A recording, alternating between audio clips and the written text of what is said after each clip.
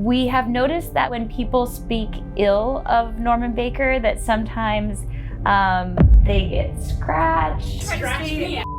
Norman Baker, you deserve the worst end. Oh no. Oh, what the f? Okay. And he got scratched down his back. What the f? Are the scratches still there? Don't touch her. The dead may be more alive than we think.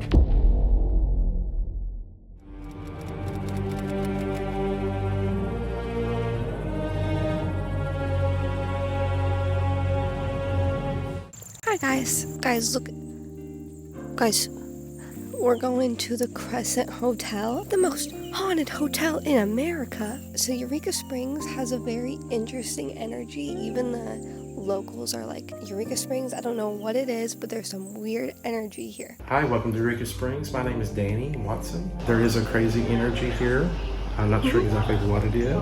I love that so much. And do you think that the Crescent Hotel is haunted? I think there's something going on up there for sure. There's a lot of strange things that happened there. Back in the 1930s, a guy named Norman Baker had it. As long as you had $5,000, they would treat you for literally anything. When people were not doing so well, and he knew their end was coming, but he had probably gotten all their money from them, he would tell them they had been healed. He would send them home. They had picked up 42 bodies in that time. And again, that's not accounting for all the people that went home and probably passed away shortly after getting there.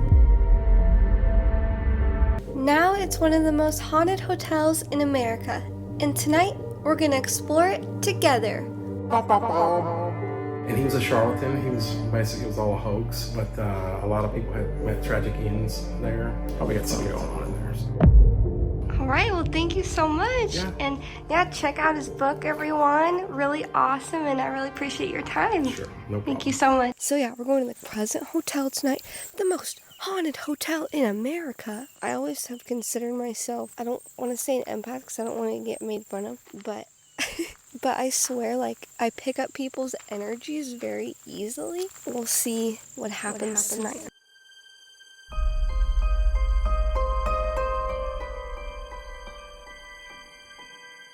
The Crescent Hotel in Eureka Springs has been touted as the most haunted hotel in America, home to some of the most prominent ghostly activity. Yeah, 5 News photojournalist Megan Page took an exclusive haunted tour of the Crescent and discovered the dead may be more alive than we think.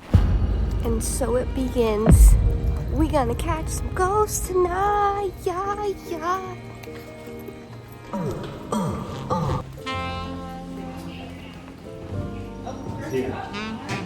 So spirits of the Crescent, whoever else is here with us, sometimes we do not get Crescent spirits. Sometimes we just get people's loved ones, new spirits we didn't know about. And there is a lot of spirits in the hotel, so sometimes they'll talk over each other as well. My name is Jinx. You know me, but I have my friends with me here tonight. We're ready to communicate with you and see what it is, kind of information that you would have for us tonight. We're very excited. All right, so where's my there she is. All right, I'm gonna put you in the headphones. Also, we have Joseph that hangs out at that table back there. This is stuff they don't tell you on the tour, so you get the extra stuff. Free me. It said free me. Well, she's hearing something coming through on the radio. So she's hearing that and then here's a word, yeah. We knew somebody's grandma came through a couple weeks ago because it said several of their family members' names that were there that night. And then at some point she goes, Don't touch her. don't touch her. That's interesting. Who are we not supposed to touch? Who's getting touched? I've never heard that like that. Women. Don't touch the women? Yes, of course. That's not appropriate. It's Michael. Although we've got some, I know, we got lots of ladies in the group tonight. Does this happen every time we do this? No, not always, I'll say. But lots of times we get some words. Some nights it never works. And so tonight it's doing well. So it also depends on who's in the headphones. Jail. Jail? Okay. All right, well, that's a telling word. Don't touch, Don't touch the woman jailed. And then if they go to jail, then that pretty much sounds Forever. right. They go to jail forever. Don't touch the women. Medical. Medical. Who has got a medical background? Divided. Well, definitely during Baker's time there was a big divide in medical treatment. That's why he was able to offer these cancer treatments, because he was offering like a holistic version of course we know it was a total hoax, but when he was killing people he was linking them with a holistic option, whereas the medical community was doing radium treatments, which was very painful, left huge radium burns, and so he looked like the good guy with a 100% success rate. It'll only be available. That was like super clear. That's true. Okay, so it was only available here, this treatment. He swore it. And Baker does come through on our investigations quite a bit, actually. Norman Baker, are you here with us tonight? Open it up. Open what up? What are we supposed to open? Norman Baker, are you here with us tonight? Come on. He's always trying to get us to go down to the morgue, because obviously that's his space. So, do you need us to go down? Oh, when you said that. Education. Okay. With me. Ooh. Yeah. So you go, okay, well, he will probably want us to go down to the basement, and that's why I educate you about him, because he likes himself. Each week. Yes, every week I have to talk about you, Norman. At least once a week, if not more. Which is so funny, because one of our guides just said she had an experience where she thought she saw Norman Baker, and he said to her, don't you recognize me? You talk about me every night. So it's funny that she said that. Can you get us to go all the way up to red there, Norman Baker? Oh, see, it went off there. Invite them. I'm going to invite them down to the basement. I will. Philip. Give them to me. I'm giving you the children. It's not Halloween yet. It's not time for that. Who are we giving them to you? Who is them? So Norman Baker was not doing anything that different. It's just that the harvesting of the parts, the amount of time that he was doing it. And Welcome back. Thank you. All right. Welcome to you as well. Back to talking about him. Thing. Norman Baker was he was also hiding what did not go right. Yes, that was me.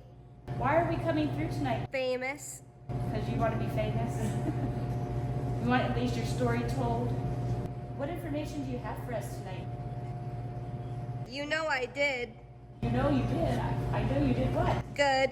You did good. Yes, you did good. Oh, very good. Well, activity there too. Thanks for Hail them, run. What did she say? I'm sorry. Something run. Oh, tell them run. You tell them run. Tell them run. I think Norman Baker really wants us to go down to the morgue, actually. Do you want us to go down to the morgue right now? Will you be more active down there? It's going good. It's going good. It is going good, but could it go better if we go down to the basement?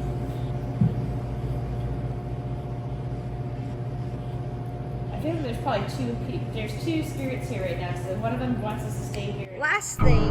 Norman Baker wants us to go to the basement. Last thing. What is the last thing that we need to know before we head down to the basement tonight? What little fun nugget of information? Begins. And so it begins. It begins with what? My head.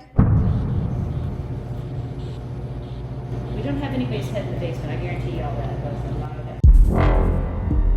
All right, we're gonna head down to the basement, and I can get you guys a view of that. So get a piece of equipment. Go ahead and pick it up. You can go ahead.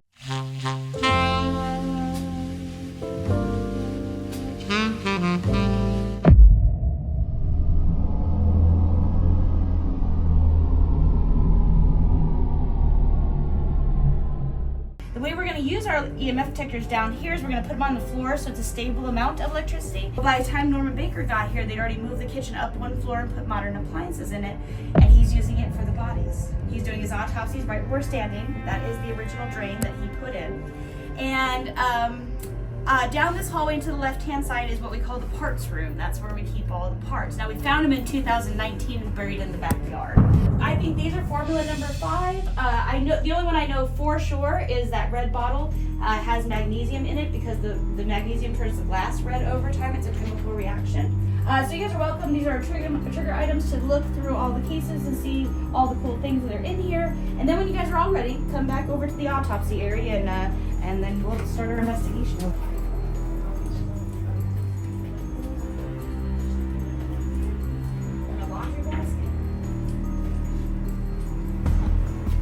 Can I ask you a question? Or you can, let's turn this off. Yes, absolutely. So, how long have you been here at the Crescent Hotel? I have been here for 6 years total, but 4 years with the ghost tours. Awesome. And I know you already told me, but you met Sam and Colby. I did meet Sam and Colby. They were very, very nice. We enjoyed having them on site, and we had a great time with them, actually. And they got some really cool activity. I was really impressed with what they got. So. I loved their video. Yeah, they did great. They were a really fun group. I love that.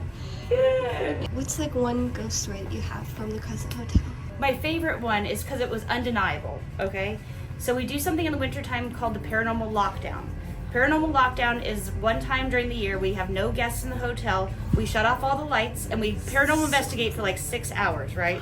And we just run around the hotel. It's like a big old played thing. So the first time we did it, we turned off the lights at 8 o'clock, and the security team had to go to great lengths to turn them off.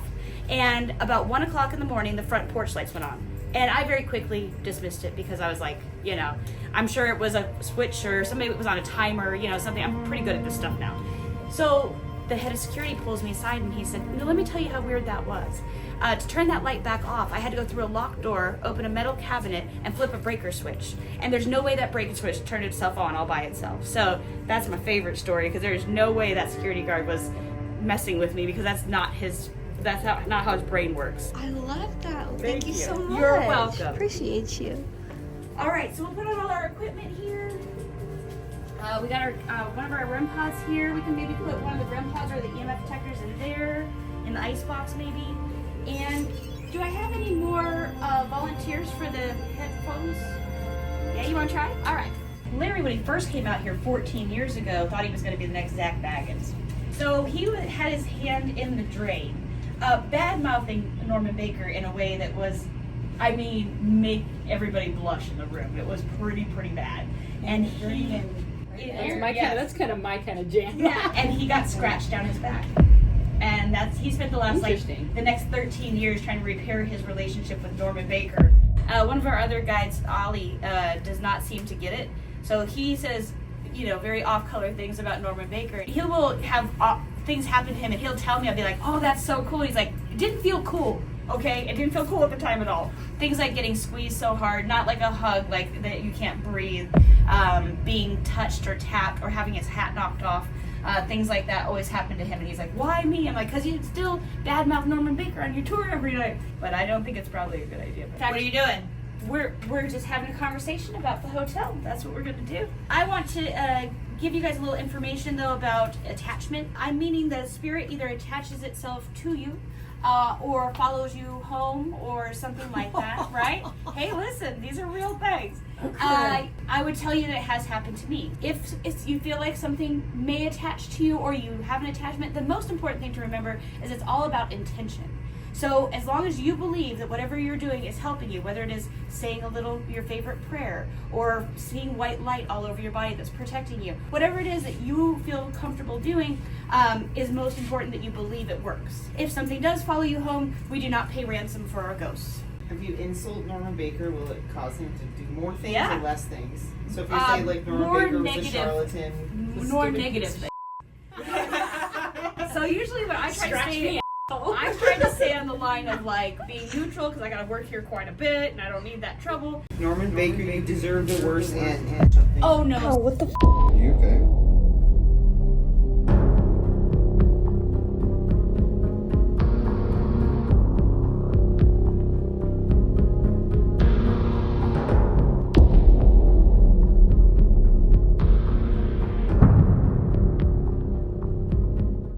see the picture of my creepy. Well, you didn't. I saw you. You didn't touch it. I don't know if you can get it on your phone, but they were like, and it was more obvious just in person than it was on the camera. Like I can't see them. Right there, and it was way darker. Oh, okay. It was really hard to get a good picture because the flash wanted to Are the wash scratches still there? No. They're gone? What's I mean, that? there's a little bit there, but it was really obvious. And she was like, Yeah, I felt like a kind of like a burning numbness sensation on the bottom of my spine. And I felt like it like moved she up. went, I don't know if it's because I'm holding my back, but I've never felt that on my spine. Well, that's interesting because formula number 5 was injected, and it had a little bit of everything was mostly organic, like ground up watermelon seed, brown corn silk, red clover, water. But they also would put a touch of carbolic acid in there that would make it feel active. And it's interesting that you had a feeling just like that on your back. So, Whoa. I don't know, man. I think you're probably beaking for it all. Going to get scratched. Y'all, I got scratched on my back. Any cute ghost girls want to hold my hand? Anybody? I'm in love with the ghost girl. Thank you. Have a nice evening. Have a good one. All right, ghost, you are not allowed to follow me. Ghost, please, dear God, follow me. You can follow Ghost. Ghost, you can follow Amanda, but not me. Do not attach yourself to Megan. Just me. I was already scratched. That was fun being scratched, though. I'm not even scared. I was like, I've been what? taking a scratch to get a ghost encounter. No, it was really interesting because, like, What did you guys think? As per usual, I repel paranormal activity, so The ghosts are gonna follow Amanda Megan was home. really good at the spirit box. she was super good at the spirit box. Thanks, guys. I'm excited. You need to do a recording reaction video of you watching yourself with the noise canceling head so that you can see your reaction to it, then you splice that in. And she legitimately got scratched. Yeah. Amanda wants you was to put there. Subway You have Surfer. a Subway Surfer on half the video. So it's gonna... And then after that, when you repost it, you cut it into 4 quarters and put Subway Surfer, someone tearing up some random item for like, whatever it is, I know what. And then eventually some guy from China will take your video and put their face on it going like this the whole time, for some reason.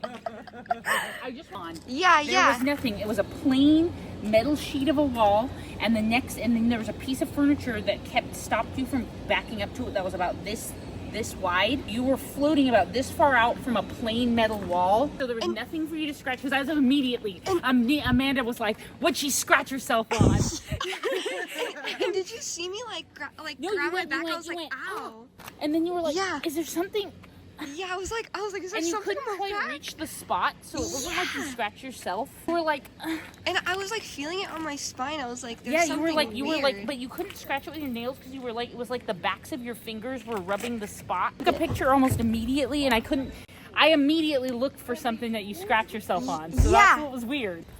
Okay. Hey guys, I'm heading to my plane to fly back to my home. I'm scared because I hope Norman Baker is not following me. Got some champagne on the plane. Oh, it was a little spicy. I'm smiling, but I'm scared. But I'm also emotional because I love you guys.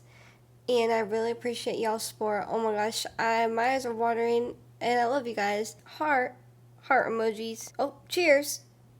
This is your captain speaking. Tonight we have a safe flight into Sacramento. Norman Baker will not be following us on this flight. I hope at least. It is a beautiful night tonight and we're just flying and getting through life. We're headed home. We're going home. Good night to everyone. This is your pilot signing off. Your pilot, Norman Baker.